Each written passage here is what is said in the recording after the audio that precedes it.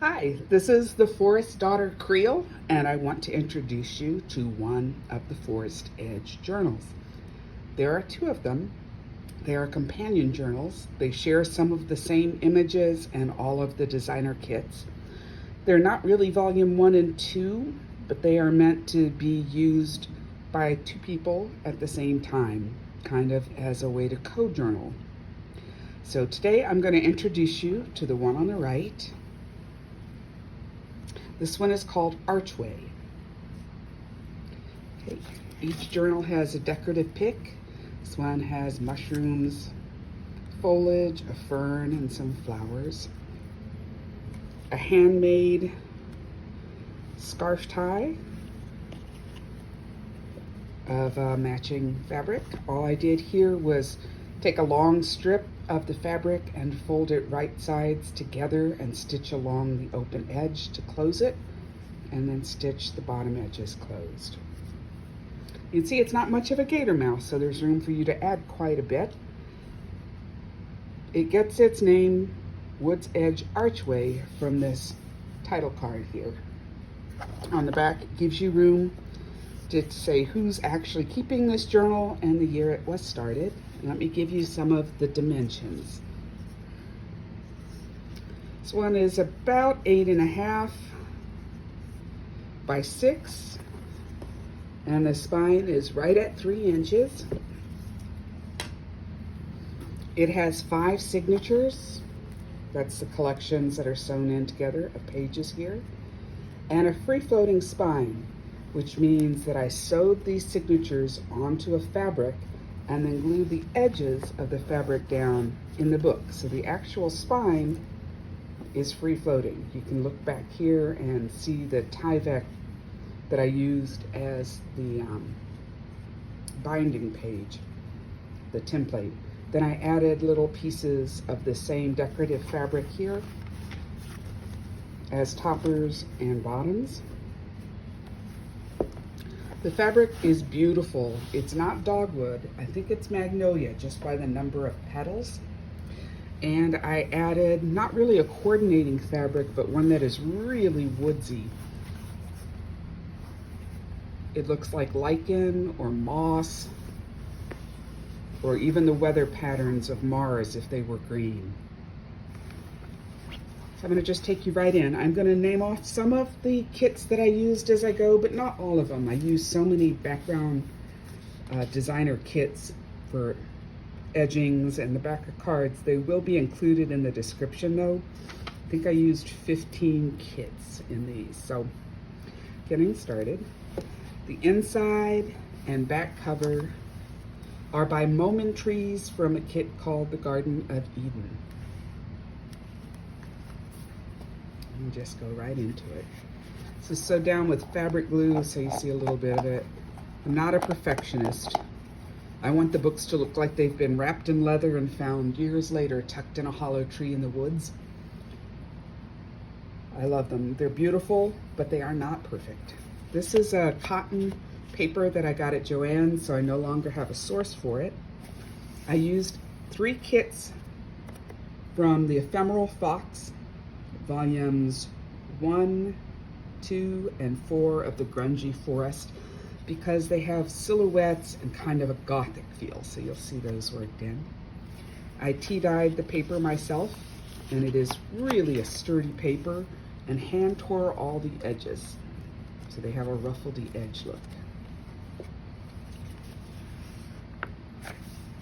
This paper is even thicker.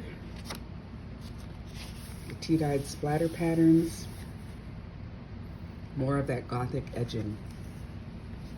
This is some old ledger paper I tea-dyed, just enough space to write a spell or a dream fragment. Did some fussy cutting. And you come across the first pocket here. I used a witchy kit by Retro Fantasy Company, so you'll see some of those tucked in. All of my tags should have writing space on them, that's the goal. And they'll be pretty in any of the pockets. So if they fall out or get lost, just tuck them back in wherever you like. On these darker colors, a ballpoint pen or a fine black permanent marker works really well. What I recommend, let's see if I can find one in my, is a Micron art pen. Not terribly expensive.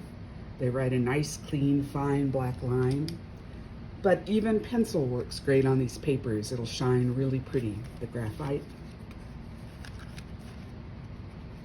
This one folds open, and it's a real heavy card paper. It's actually a folder that I cut down. Tuck it in your pocket and carry it with you to write down what you see on a woodland walk. This is a thinner paper, and this one is actually coffee dyed, so it has almost an oily sheen to it. Just a difference.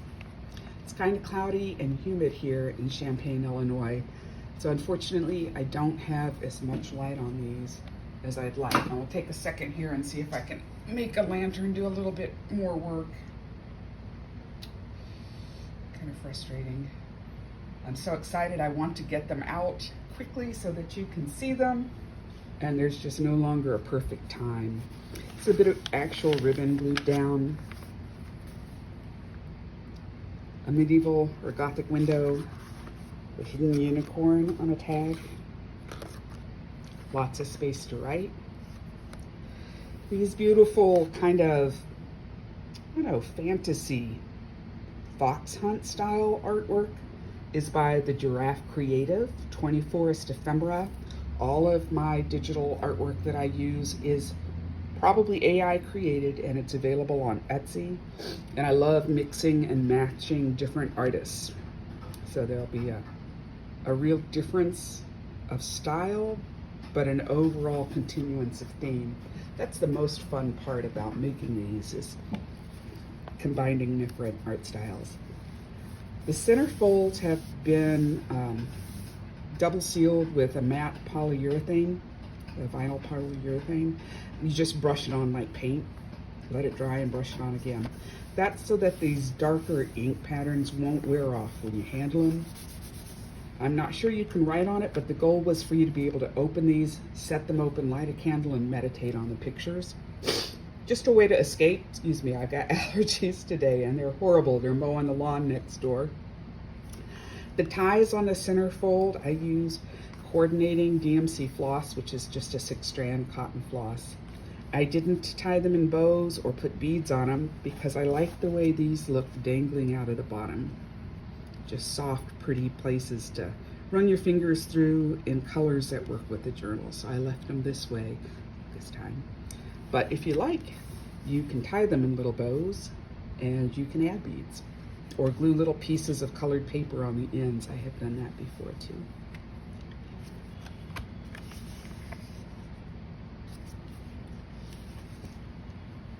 These beautiful elven looking women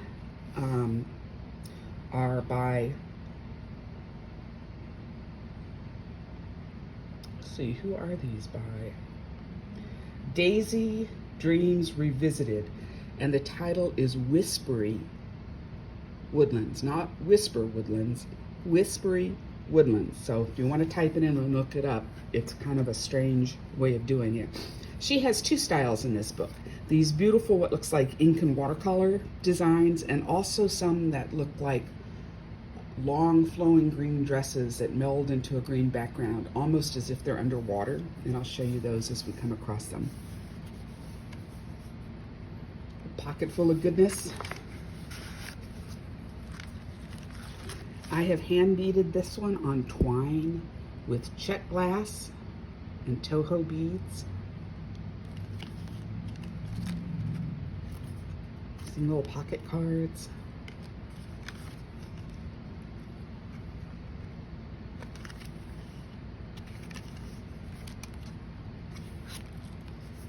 This card is got a little bit of velvet ribbon, and I singed the edges with a lit match so that they wouldn't unravel. So if you're wondering what that little black dot is on the end of some of the ribbons, it's to keep them from unraveling. You can use glue Singeing is faster. More at the back end of those ledger pages. This was art paper. You can see it's got a watercolor pressed paper style, and it really took the tea well. Some dreamy, these look like parklands on the edge of the woods with more of that Gothic edging. Did a little fussy cutting here. And that's the end of the first signature. You can see, got a little bit of paper in there. There's space between the signatures, which means if you wanted to tuck additional papers in or your own stories or artwork, this is not packed so full that you couldn't easily do that. I'm gonna give you some options here.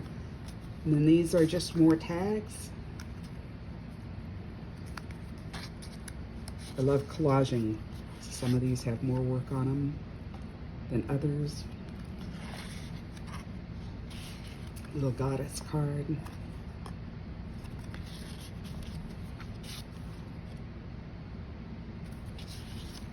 And we're well into the second signature. Here's one of the pieces that I was describing. Can you see the rabbit in the fog there to the left? Very contemplative.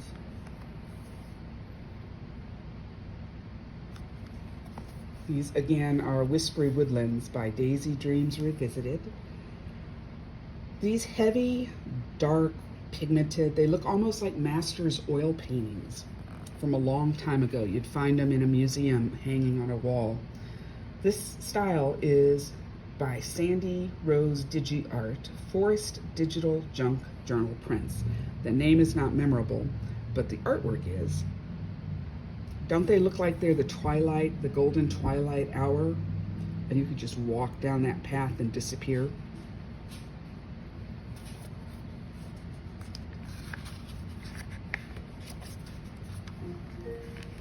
That's a reminder for me to take my meds. Here's your reminder.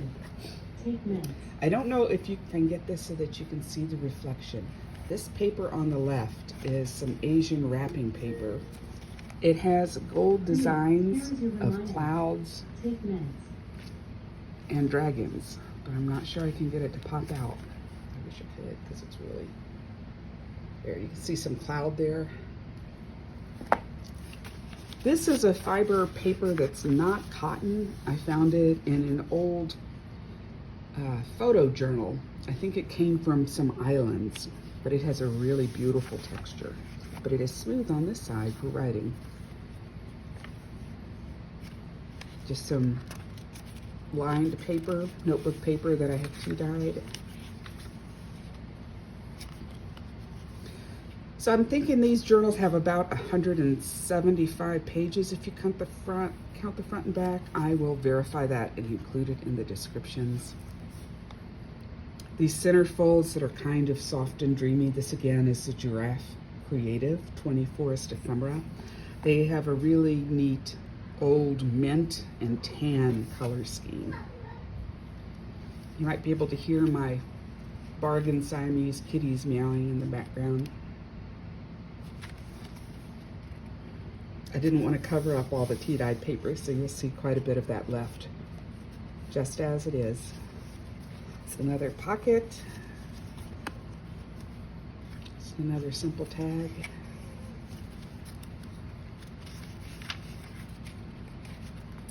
This is more of the Moman Trees Garden of Eden on a big writing card. It's just tucked in here. Over on this side, I'm going to unclip it again. This folds open, and I did fine lines with my bamboo dip pen and a ruler and shallow ink so that it would run out and leave the differing thicknesses of the lines. Down here at the bottom, I just hand sketched a little mouse with the ink and the bamboo pen. Tucked in that were 2 cards with room for your favorite quotes. If you don't have any quotes, favorite quotes, make some up. It's your journal. More of that fine paper. I don't know if I can, there you go. You can see some of the gold ink now. And a bit of the dragon's chin and tail and the clouds. It's really subtle, but I like it. Oops, I skipped a page. More of the Gothic edged parklands.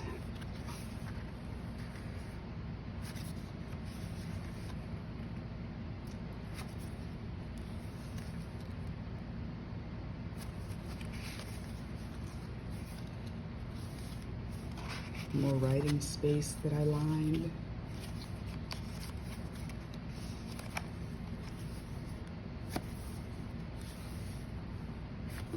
I really like this one. It's included in both books.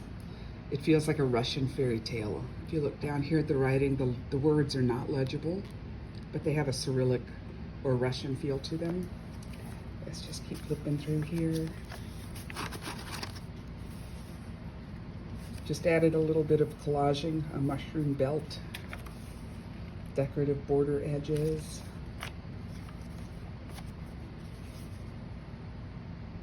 Another centerfold.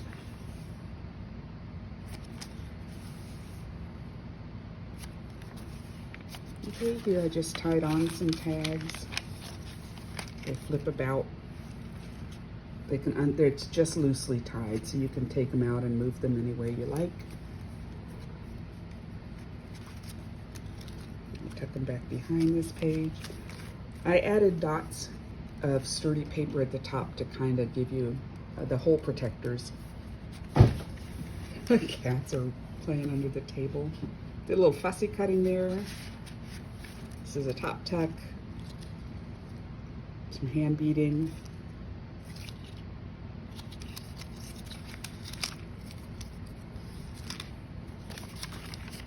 Some thinner paper.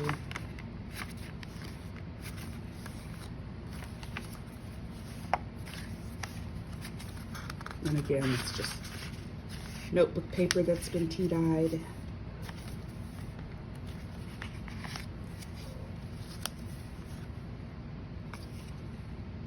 It's got some of the Latin script on it.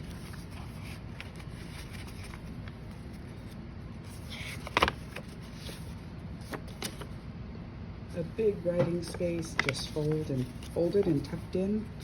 Feel free to do that with your own. Fold some paper up, tuck it in.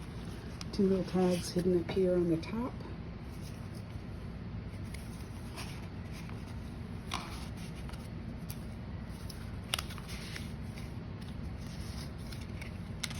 And another just mini booklet of tea-dyed papers.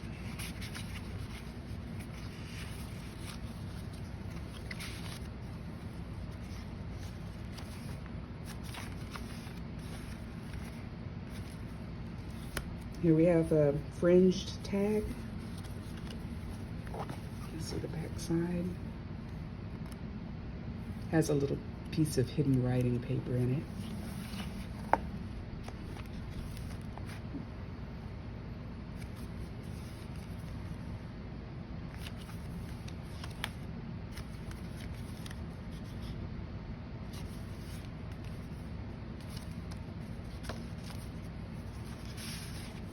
Big tag.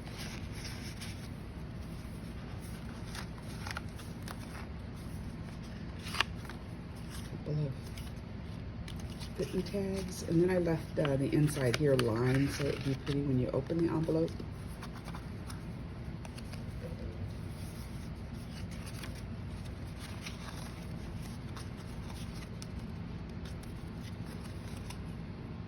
It's just a paper clip holding that on.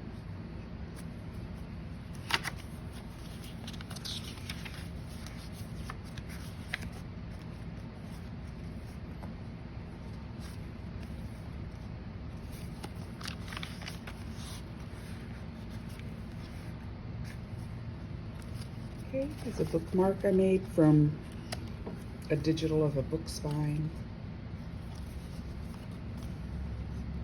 Cotton floss at the top. This waterfall notebook here came just like this. It was a sample from a printing shop of their papers. So there's lots of room to write.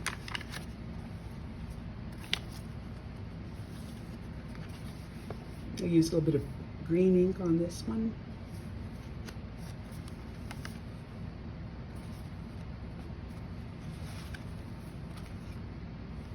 There's a little bit of a stop here that's meant to keep it from sliding all the way out. A soft, creamier paper.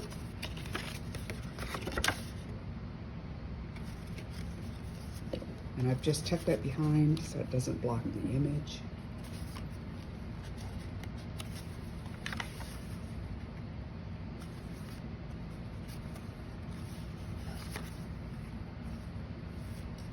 And there you have it. So this is the Archway Woods Edge Journal.